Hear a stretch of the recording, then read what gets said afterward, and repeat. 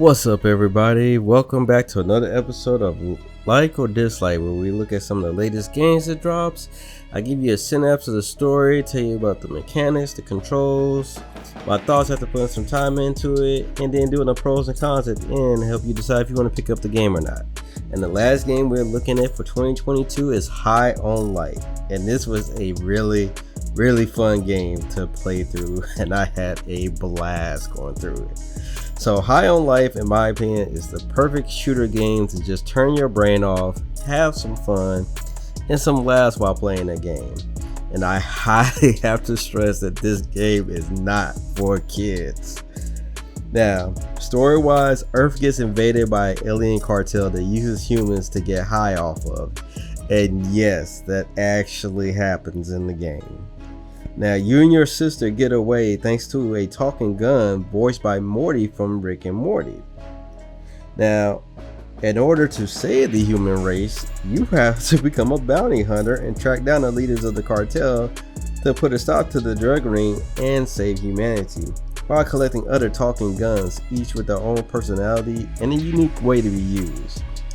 Now, each gun has a primary and secondary mode to fire and can be upgraded with mods using money that you collect while you're out on bounty runs. Now, these mods can make a big difference in the firefight, so it honestly doesn't hurt to get some of them for each gun. And I think that's where the game shines a lot, is the different types of guns, their personalities, the way they interact with you in the world. Everything you do, they either got a smart comment or something to say, and I loved it. It never really felt like anything was repeated too much or joke told so many times that like, oh yeah, it's boring to me now. They actually did a good job like keeping the comedy going from beginning to end. Now, like I said, this game does not take itself serious, with fourth wall breaking moments, the guns making fun of you if you take too long to figure out puzzles. And yes, that happened a couple times. Some of the puzzles were a little bit challenging, and it actually gave me an incentive to figure out faster when the guns insulted me. And talking crap every time you take out a boss or a group of enemies, and I think that was the most hilarious part. Depending on which gun you're using when you take them out, they all got like something that they want to say. And honestly, if you don't choose a gun in a while and you pick it up, they actually recognize that. It's like, oh, you're bringing me out now, you must need me. It really made me laugh. And like I said, this game will have you laughing, and if you like a little bit dark humor, it's going to be in there too. So that's why I said this game is not meant for kids.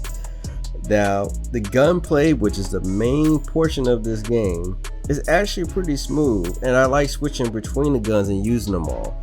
There wasn't really like a favorite one that I wanted to use all the time. I honestly like switching between them all and using them. And depending on what boss you're fighting, each one would be a stronger one to use.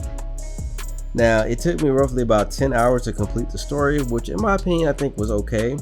I felt like if they tried stretching it more, then it would have lost its charm with it being very funny, breaking fourth walls and everything. I feel like if they tried to make it 15 or 20 hours, it would have lost the point of that. It would have been like, okay, jokes are boring now, I just want to get this game over with. But I think the 10-hour mark was perfect for it. Now, graphic wise, I think the game looks amazing. And if you have a high-end PC or a high-end gaming laptop, you're going to be in for some beautiful visuals, some bright colors, some good shadowing, and some good decent ray tracing. Now, I did see some optimization issues here and there, but I think the loading of different sections in the world is what's going to break that in-game feel. Now, they try to hide some of the loading screens when you're going to certain sections, but some the game will literally, it looks like it's freezing, but it's loading the next area. So it's definitely got that old feel of loading levels into the game. Now, the voice acting, in my opinion, was done great. I honestly like hearing the side dialogues going on from the NPCs. The conversations they had actually made me, like I said, I wanted to sit and listen to them, and it made them feel like real people with their own personalities and their own issues going on. It wasn't just NPC chatter. And some of the NPCs, when they talk to each other, it played on to the story, which I thought was really good. But that's the game in a nutshell. With that being said, let's look at the pros versus the cons. And starting off with the pros, the first one we're going to look at is the guns. I think the guns themselves, with them having their own personality, being able to upgrade them with different mods, made a big difference. Like I said, if you want to only play with one particular gun, you can do that. If you want to use each one, you can. And I think that was a big shining point of this game. Now the next pro we're going to look at is the gameplay. No matter which of the cartel members that you're tracking down, they're each going to be fun. They've got a mix of puzzle solving. Each one you take down fights a different way, so you have to figure out how to take them out. And I thought that was great. And the last pro we're going to look at, the game is overall fun. With his funny and bad jokes, the guns, their personalities, the story, the world. It was a fun game to play through. Like I said, I think it's the perfect game to just turn your brain off and have fun. You don't have to worry about overthinking stuff. Just have fun. So with the pros done, let's take a look at the cons. So the first con, you can probably imagine what this is going to be. It's the loading. Whether it's loading in-game or loading actual loading screen, that can break the game for you. And sometimes it may feel like the game is freezing when it's actually just loading. So that can be an issue. The next con we're going to look at is optimization. I feel like if they do a patch, it will fix a lot of issues. Like I said, most of the optimization you'll see is like going from cutscenes going into the game, the freeze for a couple seconds, or the frame rate will drop horribly. Once you get out of the cutscene, get into the game, it picks back up good. But I think an optimization patch will pretty much fix that. And the last con, the game is repetitive. At the end of the day, you're chasing after bounties, you're going after cartel members, taking out everybody in your path. So it can get repetitive and feel a little bit repetitive towards the end. But I think the comedy and the story will keep you going on to the end. But that's just the pros and the cons. Overall, I definitely have to give it a like. It was a lot of fun playing. This would be a game that I could just pick up and go back and play through and just have fun and just enjoy myself.